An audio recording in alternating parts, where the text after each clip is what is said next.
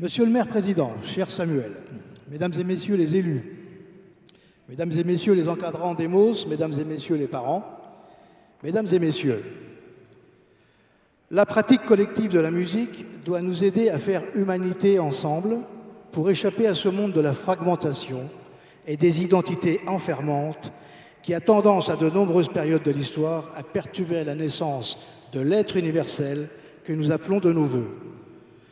Ces mots du philosophe sénégalais Souleymane Bachir Diagne illustrent à la perfection l'essence même du projet Demos.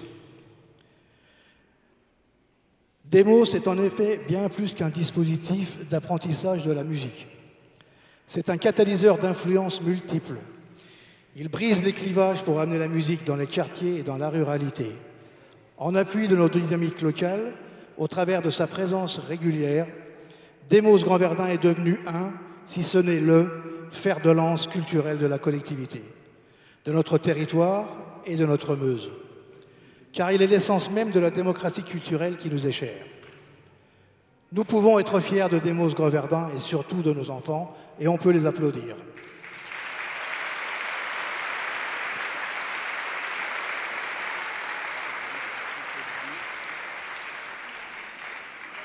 Mesdames et messieurs, merci d'avoir répondu présent à l'invitation conjointe de la Philharmonie de Paris et de la communauté d'agglomération du Grand Verdun pour ce concert restitution du travail de la saison qui s'achève. Moment festif où vous pourrez constater les progrès accomplis par vos chères têtes blondes, moment où l'émotion aussi est palpable. Et c'est donc faire justice aux musiciens en herbe, comme aux équipes d'encadrement, de juger leur travail comme des grands, sans en rester à l'écume émotionnelle. Que de chemin parcouru en effet depuis 2020. Les premières vedettes du jour sont âgées de 7 à 11 ans. Elles sont les 81 musiciens de l'orchestre Demos, formés dans la foulée d'une première expérience réussie. La seconde partie verra entrer en scène l'orchestre avancé, préfiguration, je l'espère, de notre futur orchestre de territoire. Ils sont 43. 26 issus de la première cohorte Demos 2020-2023 et 17 venant du conservatoire. Pour les premiers, les voilà lancés en chœur d'une incroyable aventure musicale, sociale et humaine qui va durer 3 ans. Et peut-être davantage puisque l'objectif du projet Demos est de réunir les conditions pour que les élèves continuent leur cursus musical après les 3 ans. Découvert le 23 mai 2018 lors d'un concert donné à la Philharmonie de Paris, à l'invitation de Françoise Nyssen, alors ministre de la Culture, le dispositif Demos a tout de suite été adopté par notre collectivité.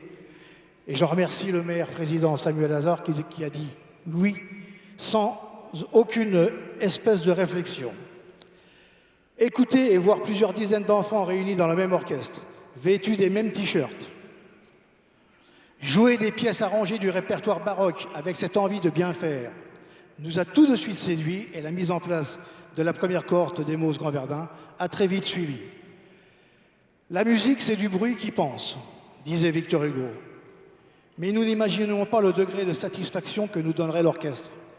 Et nous nous accordons tous pour dire que c'est un très beau projet. Participatif, inclusif, collaboratif, immersif, épanouissif. C'est pas français, mais ça rime. Je le répète, nous pouvons être fiers de nos orchestres Demos Grand Verdun. En même temps, et ne voyez là aucune allusion politique dans la formule, en même temps, disais-je, mesurons aussi la chance que nous avons de vivre dans un pays où l'on offre aux enfants des instruments de musique. N'oublions pas que dans d'autres, on leur remet des armes. Et souhaitons que chaque sourire partagé, chaque main tendue, chaque moment de partage contribue à construire un avenir avec plus de justice sociale. Ensemble, continuons à bâtir des ponts entre les générations, les cultures et les horizons, faisant de nos lieux des phares dans la nuit parfois sombre du quotidien. Je souhaiterais remercier tous nos partenaires et toutes les structures qui interagissent au sein de Demos, les intervenants artistiques et les intervenants du champ social, les centres sociaux, contre-courant MJC et l'éducation nationale. Remercier également nos mécènes publics, la région Grand Est, représentée par Laetitia Hurlin ici présente, le département de la Meuse, la cave de la Meuse, la Philharmonie de Paris évidemment et la présence d'Alouka, coordonnatrice pédagogique Grand Est, et notre nouveau chef d'orchestre, Flavien Bois, qui fait un travail extraordinaire. Je n'oublie pas nos mécènes privés, l'OPH de la Meuse, la MSA Marne et Ardennes-Meuse, les fonds de dotation de la Caisse d'épargne, la Poste, merci. Mais je sens votre impatience grandir. Dans quelques minutes, et sous la houlette du chef d'orchestre Flavien Bois, de l'excellent coordonnateur Vincent Servanin et de l'équipe encadrante, vos enfants vont nous faire des démonstrations de leur grand engagement et de leur talent. Au nom de la collectivité, je vous remercie.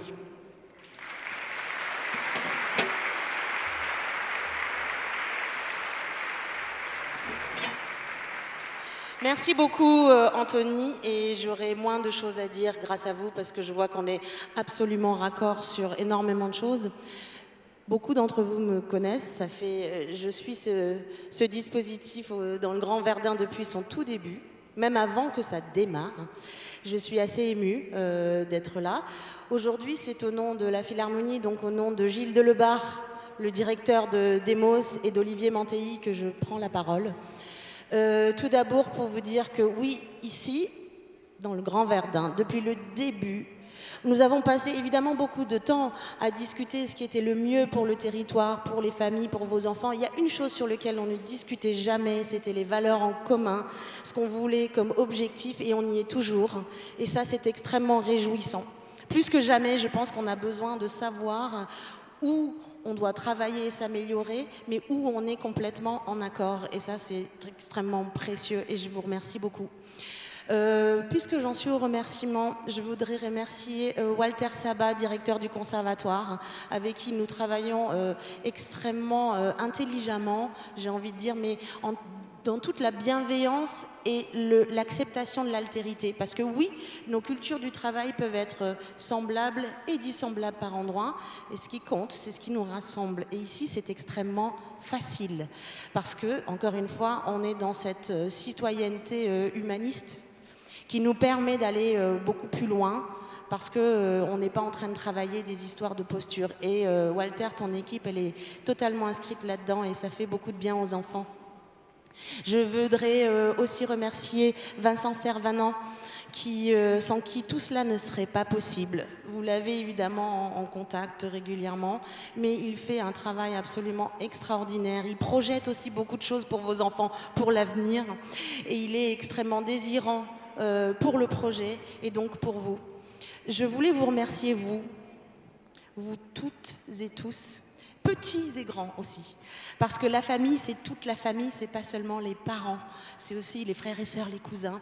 Et je voulais partager avec vous le fait que cet orchestre fait partie d'un réseau de 47 orchestres nationaux actifs actuellement. Ça représente 5000 enfants environ actifs, dont les vôtres, dont les 2 orchestres que vous allez voir là. 5000 enfants. Si on prend en compte les familles, comme je viens de les nommer, donc pas seulement 2 personnes, mais beaucoup plus, vous voyez les dizaines de milliers d'individus que cela touche. Et nous, c'est aussi ça que l'on voit, c'est ça le lien, c'est ça, qu'est-ce qui nous rassemble. Et je pense que vous ne le voyez pas, mais moi je le vois, parce que je vais dans toutes les autres régions et la région du Grand Est.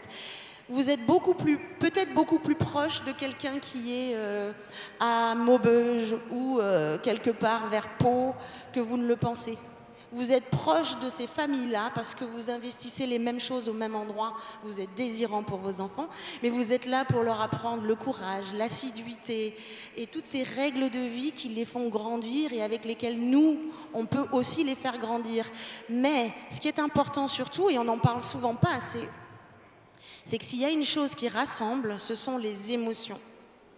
Les émotions de faire ensemble, ce sont les émotions auxquelles on pense. Mais il y a les émotions de là maintenant, ce que vous allez vivre au concert. Il y a aussi les émotions de quand c'est difficile à la maison et que votre enfant semble désengagé, semble découragé et que vous êtes là et que nous aussi, on essaye d'être là aux endroits où vous ne pouvez pas l'être. Et tout ça, ça crée un réseau très fort qui travaille tout ce qui nous rassemble plutôt que ce qui nous sépare. Et donc le projet Demos, c'est là-dedans que ça s'inscrit. Dans le Grand Verdun, c'est absolument réjouissant ce qu'il se passe, parce que c'est sans arrêt qu'à tous ces endroits-là, on travaille ces questions-là. Et je par contre, personnellement, là c'est au nom d'Haruka Kashimoto que je le dis, j'ai rarement vu des équipes aussi performantes, aussi bienveillantes et aussi dans la co-construction que ici, parce que c'est à tous les étages.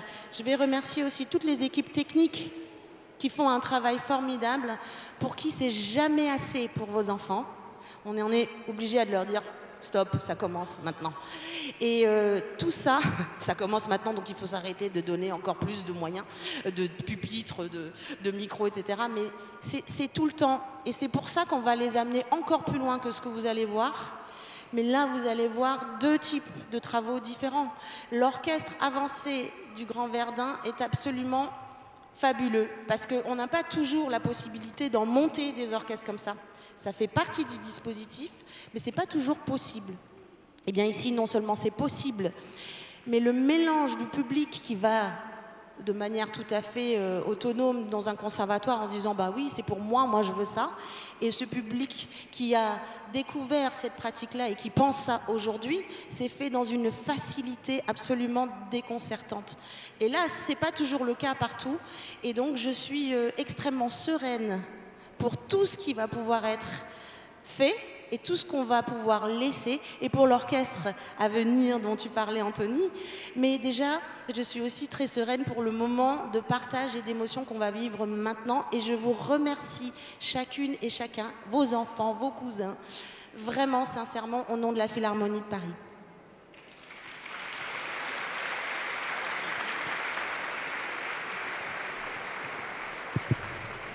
Bien, mesdames, messieurs, je serai très bref. Merci. Après les excellents discours d'Anthony et d'Haruka, je voudrais juste vous dire qu'en tant que maire, président d'agglomération, mais en tant qu'enfant de Verdun et citoyen de Verdun, je suis fier de vous. Je suis fier de la jeunesse verdunoise qui démontre une fois encore ses compétences, sa soif d'apprentissage, et qu'on fait société ensemble.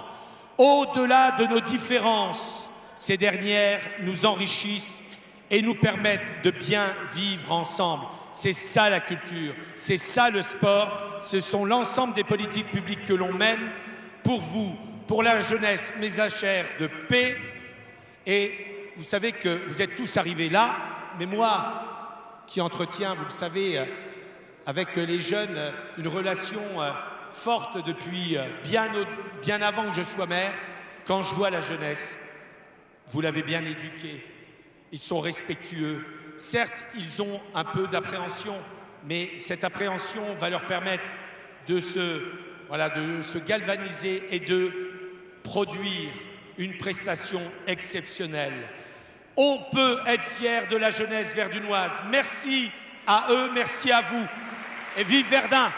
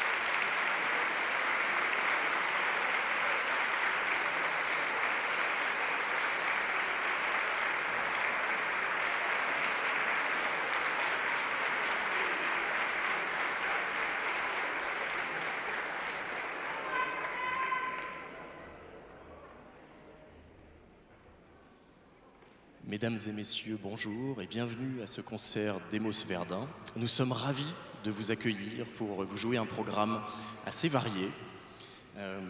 Avant, je voulais quand même vous spécifier une chose. Pour tous les enfants que vous avez devant vous, eh bien, c'est un moment assez unique, même un moment unique, un moment extraordinaire, c'est leur premier concert. Et alors je peux vous dire déjà que derrière le rideau, on se prépare depuis un petit moment, on a répété un petit peu en début d'après-midi, etc. Et le stress est monté petit à petit. Et ils ont été, je dois dire, exemplaires. Ils ont été là, ils se sont concentrés, ils se sont réunis et nous sommes donc prêts pour vous interpréter notre programme. Et je vais vous demander de les applaudir très fort.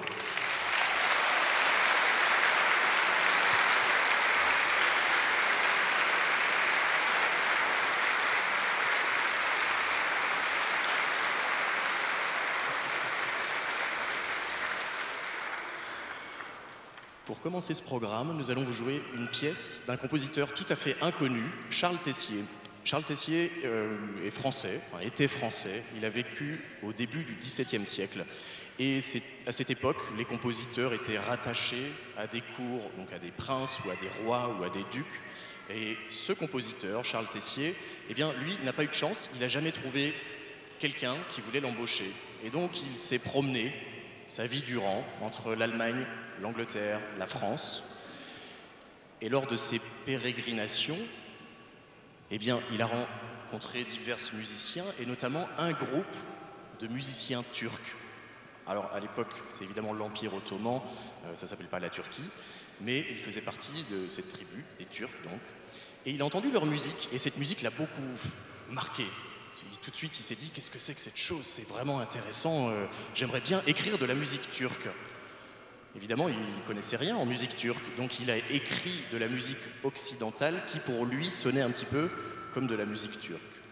Ces pièces s'appellent les chansons turquesques, et vous allez entendre un petit côté oriental. Alors, c'est pas vraiment oriental, c'est plutôt la manière dont imaginait un compositeur du XVIIe siècle ce côté oriental. Quoi qu'il en soit, nous allons donc vous jouer maintenant les chansons turquesques de Charles Tessier.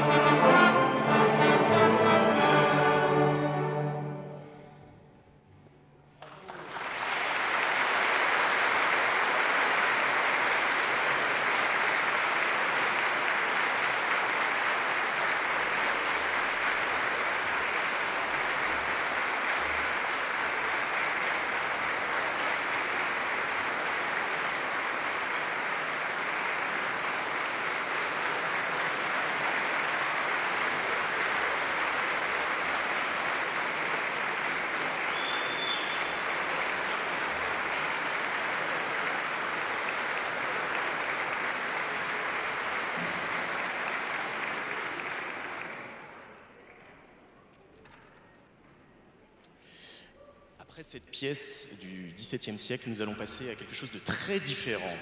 Il s'agit d'une pièce qui s'appelle Encoréope. Encoréope, c'est un chant de marin. Mais ici, vous allez entendre ce qu'on appelle un jeu d'orchestre. Alors un jeu d'orchestre, c'est assez facile à comprendre. Évidemment, on se dit qu'on va jouer, il va se passer quelque chose. Et en fait, c'est une sorte d'outil qu'on va utiliser, nous, dès les premières années, pour créer cet orchestre. Comment est-ce qu'on fait pour jouer en orchestre? Et quels sont les enjeux de jouer en orchestre? Quel rapport on doit développer, par exemple, avec le chef d'orchestre, mais aussi avec ses camarades qui sont à côté, ceux qui jouent le même instrument, mais ceux aussi qui peuvent être de l'autre côté de l'orchestre et jouer un instrument qui n'a rien à voir. Et donc cet outil, ce jeu d'orchestre en choréope, nous sert à développer ces choses. Donc vous allez voir, on va improviser des choses qui ont été évidemment travaillées, mais qu'on va construire petit à petit dans le temps. Il est d'ailleurs possible que j'ai besoin de vous, parce que, évidemment, vous allez entendre une partie orchestrale. Les enfants vont jouer de leur instrument. Mais les enfants vont aussi chanter, ils vont aussi danser, et ils vont également faire ce qu'on appelle un body clap. Le body clap, peut-être que vous avez déjà, peut-être avez-vous vu vos enfants en faire à la maison. Le body clap, c'est eh bien faire des rythmes sur son corps, en tapant dans les mains, en claquant des doigts, en faisant un petit peu de bruit avec sa bouche, etc. Donc ça, ce sont des choses qui nous permettent de développer une écoute les uns des autres. C'est-à-dire que pendant qu'il y en a qui font des bruits avec la bouche, eh bien d'autres vont taper ici pour faire un autre bruit et les rythmes vont se compléter. Vous allez voir, laissez-vous faire, ça devrait bien se passer. J'en profite pour dire que, évidemment, ce que vous voyez aujourd'hui, vous voyez un orchestre qui joue d'un instrument. Mais le dispositif Demos, c'est beaucoup plus que juste faire d'un instrument. C'est-à-dire que pendant ces 3 ans, les enfants apprennent à jouer d'un instrument, certes, mais ils apprennent à chanter. Chanter, c'est déjà pas mal, c'est même beaucoup, vous allez les entendre. Ils apprennent également à danser. Et puis, ils apprennent à être sur scène. C'est-à-dire, lorsqu'on est sur scène, quelle place doit-on prendre? Comment est-ce qu'on doit se comporter sur scène? Comment est-ce qu'on doit se placer les uns par rapport aux autres? Et comment est-ce qu'on va faire un groupe? Comment est-ce qu'on va faire société? Comment est-ce qu'on va faire orchestre tous ensemble? Voilà, ce sont toutes ces choses qu'on aborde pendant 3 ans. Pour l'heure, je vous laisse découvrir Encoréope.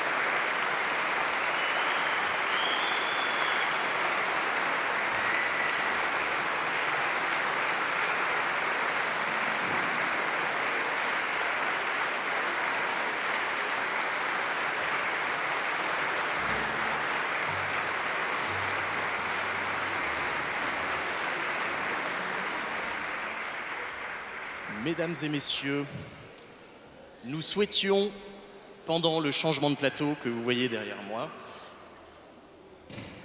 donner un peu la parole aux enfants qui font ce projet et leur demander un petit peu ce qu'ils ressentaient et ce qu'ils avaient pensé du projet. Et je dois vous dire que nous avons 3 jeunes gens qui nous rejoignent donc, Lucia, Selena et Paul, et ils sont très courageux de venir faire une petite interview. Je pense qu'on peut les applaudir.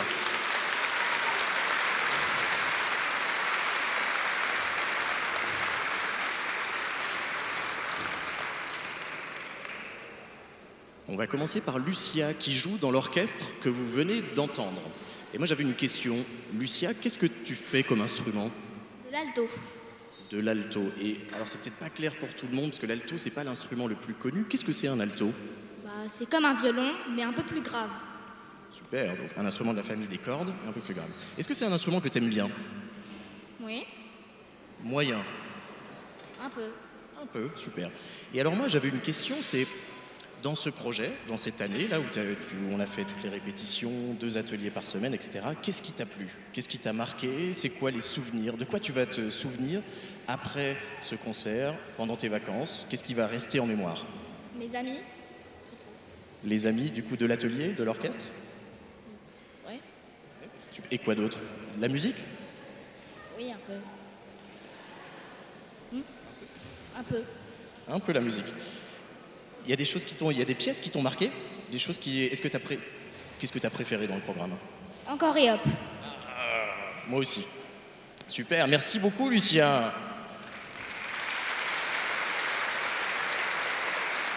Super. Voici donc Selena. Selena qui joue dans l'orchestre que vous allez entendre maintenant, c'est-à-dire l'orchestre avancé. Et Selena, elle a fait 3 ans, c'est-à-dire qu'il y a 3 ans exactement, elle était dans l'orchestre que vous venez d'entendre. Donc elle a fait 3 ans dans le dispositif Demos et maintenant elle a rejoint l'orchestre avancé qui est en partenariat, enfin qui était un partenariat avec le conservatoire et donc où il y a différents types de musiciens qui jouent. Alors Selena, moi j'avais une question. Est-ce que tu peux nous dire ce que tu fais comme instrument aussi? Je fais de l'alto. De l'alto également. Est-ce que tu as vu des différences? Est-ce qu'il y a des différences pour toi entre ce que tu as vécu pendant les 3 ans de la première corde Demos et cet orchestre avancé? Les morceaux ils changent, parce qu'à Demos ils sont plus faciles, mais ceux de maintenant ils sont plus durs et on peut voir qui travaille et qui ne travaille pas.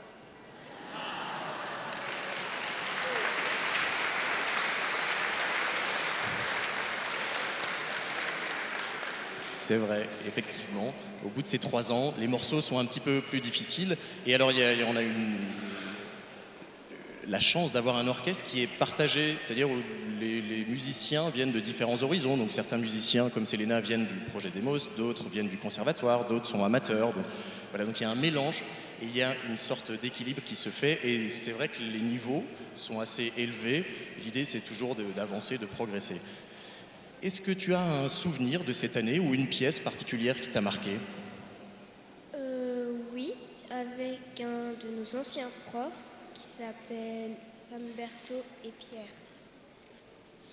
Et dans l'orchestre, là, est-ce qu'il y a une chose qui te plaît plus que le reste? Est-ce qu'il y a un morceau que tu aimes beaucoup? J'aime beaucoup Oscuda. Ouscoudar. Alors vous allez entendre Ouscoudar, c'est une pièce que nous jouons. Donc l'orchestre avancé joue et vous allez voir l'orchestre, vous venez de voir l'orchestre des plus petits qui va danser devant. Donc effectivement, il y a quelque chose d'assez fédérateur autour de cette pièce. Merci beaucoup, Selena.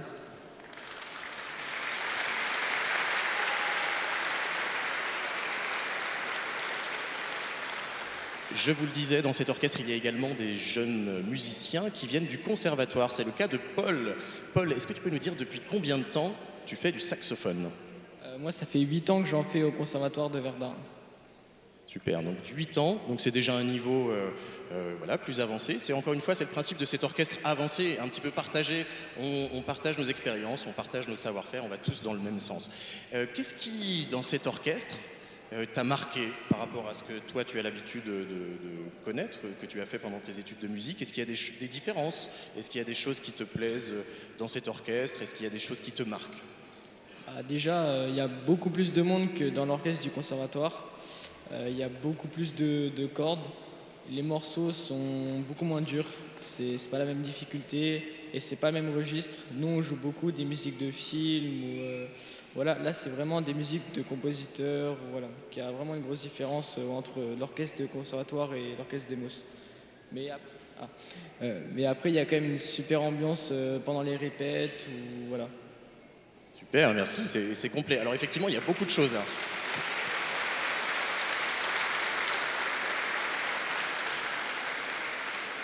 Et effectivement, ce projet permet d'avoir un orchestre d'envergure, un peu plus d'envergure. C'est vrai que dans les conservatoires, souvent, on travaille plus avec des orchestres un peu plus restreints. Dans ce dispositif, il y a cette volonté d'ouvrir un peu l'orchestre, de faire quelque chose de peut-être un peu plus grand. C'est une autre approche de la musique, avec effectivement des compositeurs, donc pas des musiques de film, mais plutôt s'appuyer sur le patrimoine, le patrimoine universel, mondial d'œuvres classiques. Donc il y a vraiment cette approche-là. Et évidemment, les cordes, dans un orchestre symphonique traditionnel, les cordes sont toujours plus nombreuses que les instruments avant. Donc tout ce que tu as dit, c'est absolument pertinent, bravo. Je crois que la scène est bientôt prête. Je voulais qu'on remercie ces 3 jeunes musiciens qui ont consacré un petit peu de leur temps pour venir présenter ce projet. Bravo à vous.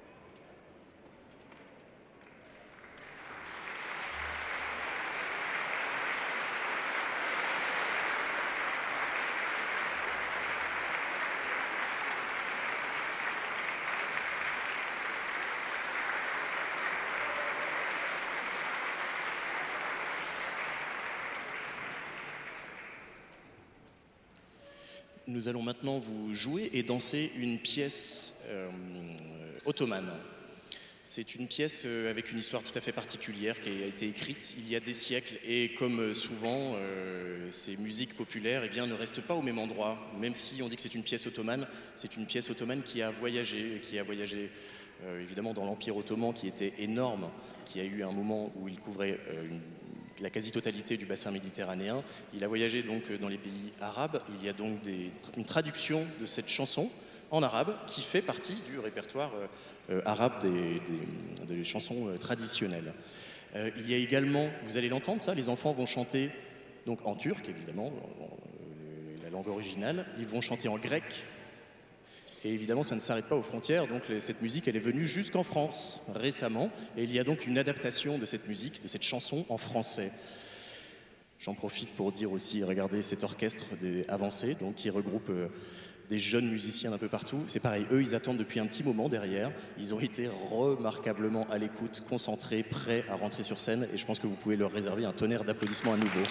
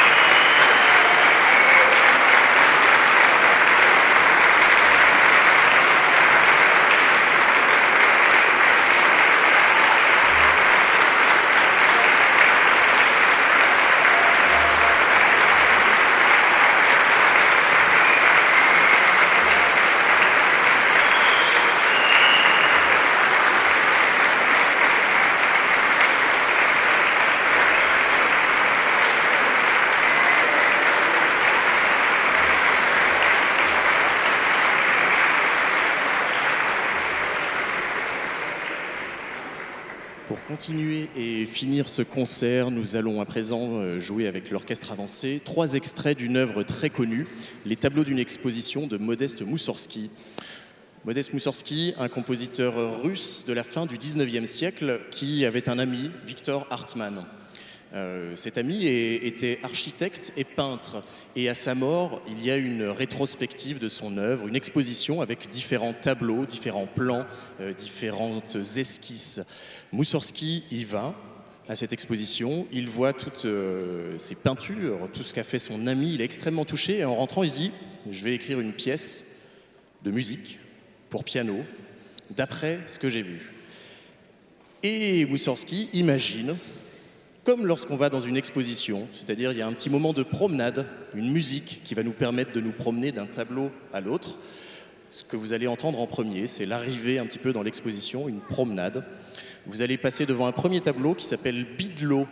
Après cette promenade, Bidlot, c'est un bœuf qui tire un char dans la boue et on sent que c'est quelque chose de très lourd. Et vous allez entendre dans la musique cette lourdeur, cette difficulté d'avancer, de rouler dans un sol, sur un sol très résistant. Le thème principal va être donné aux euphoniums, aux bassons, au violoncelle, un peu plus loin aux cordes, etc. Donc il y a vraiment cette idée de quelque chose de très lourd.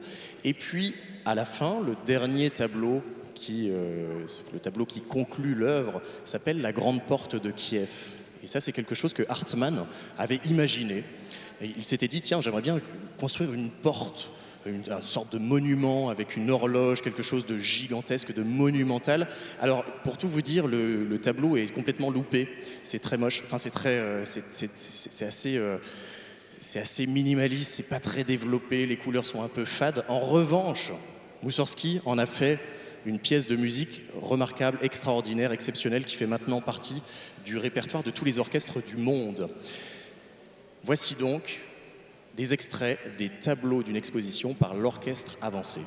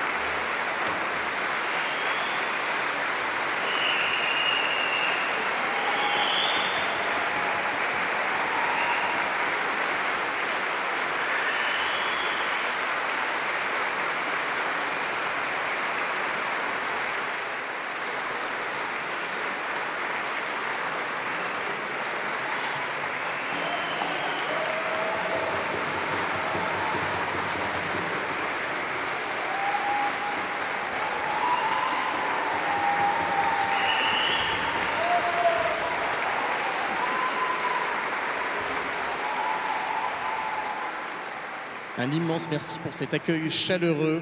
À vrai dire, nous avions prévu de vous rejouer quelque chose qu'on avait vraiment envie de revivre ce moment tous ensemble sur scène. Et nous vous proposons de réécouter Uskudar, la pièce chantée par la deuxième cohorte, jouée par les avancés.